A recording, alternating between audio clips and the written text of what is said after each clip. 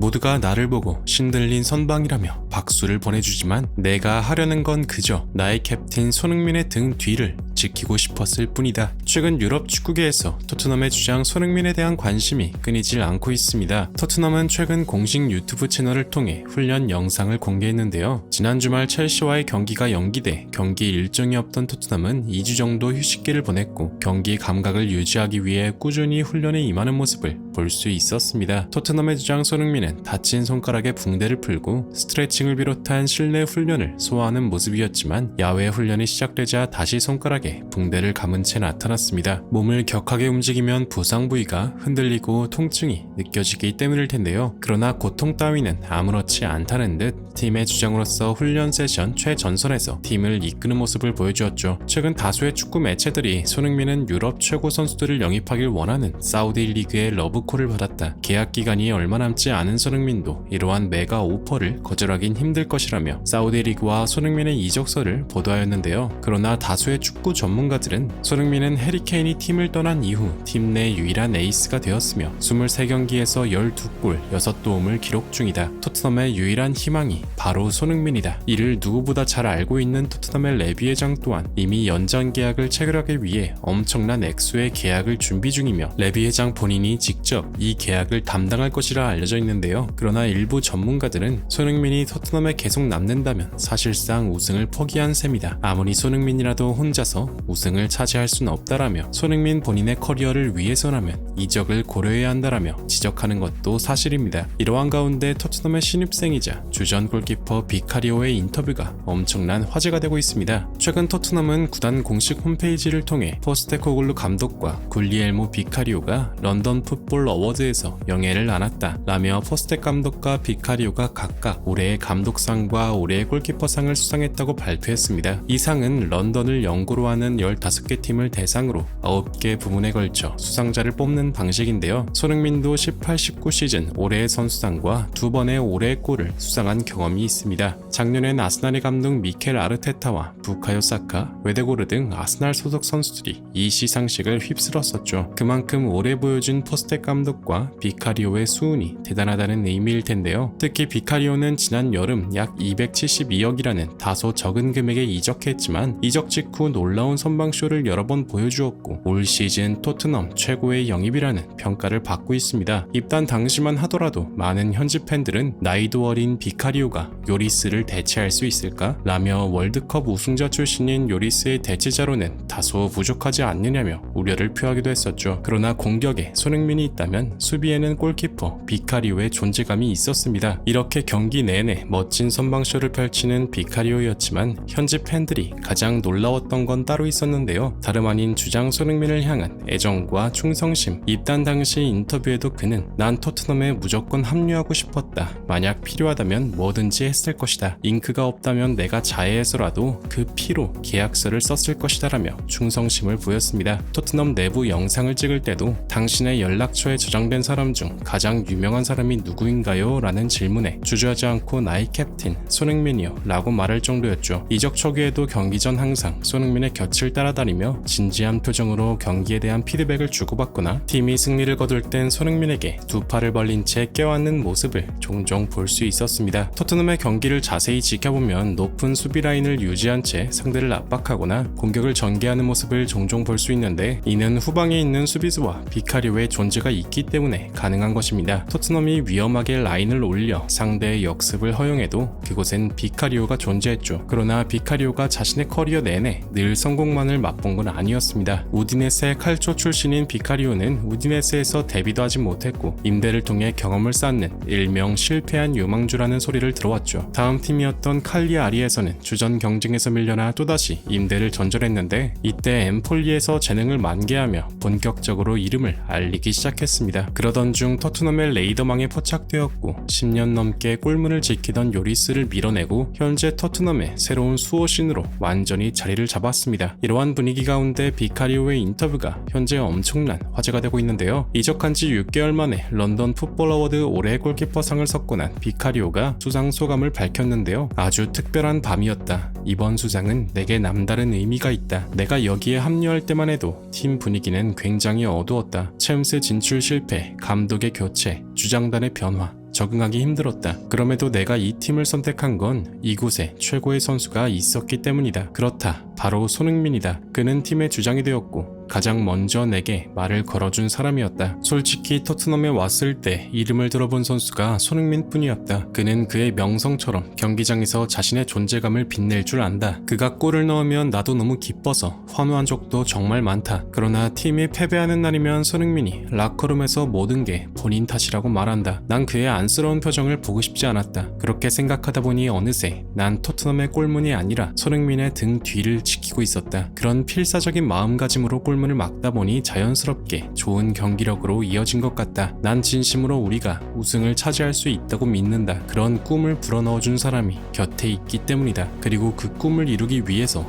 피나는 노력을 하겠다 라며 이번 수상의 공로를 주장 손흥민에게 돌렸습니다. 이러한 발언을 지켜본 현지 팬들도 아주 뜨거운 박수를 보냈는데요. 요리스를 대체한 것도 좋은데 마인드도 환상적이네. 비카리오도 어느새 팬들에게 사랑받는 선수가 되었어. 최근 이적한 선수들을 보면 정말 생각이 깊은 선수들이 많다니까. 내가 볼 땐 손흥민이 주장이 된 이후로 선수들 마음가짐이 달라진 것 같아. 등등 손흥민과 비카리오를 향한 칭찬 세례가 가득했습니다. 2주간의 휴직을 맛본 토트넘은 이제 곧 크리스탈 팰리스를 상대로 홈 경기를 치르게 됩니다. 대한민국 축구 국가대표팀의 주장 손흥민이 크리스탈 팰리스를 상대로 아시안컵 복귀 후 첫 득점포를 올릴 수 있는지에 많은 이목이 쏠린 가운데 부디 손흥민 선수가 아무런 부상 없이 멋진 활약으로 국내 팬들의 마음을 설레게 만들어주길 간절히 응원하며 영상 마무리하겠습니다. 진심으로 구독과 좋아요 부탁드리며 시청해주셔서 대단히 감사합니다.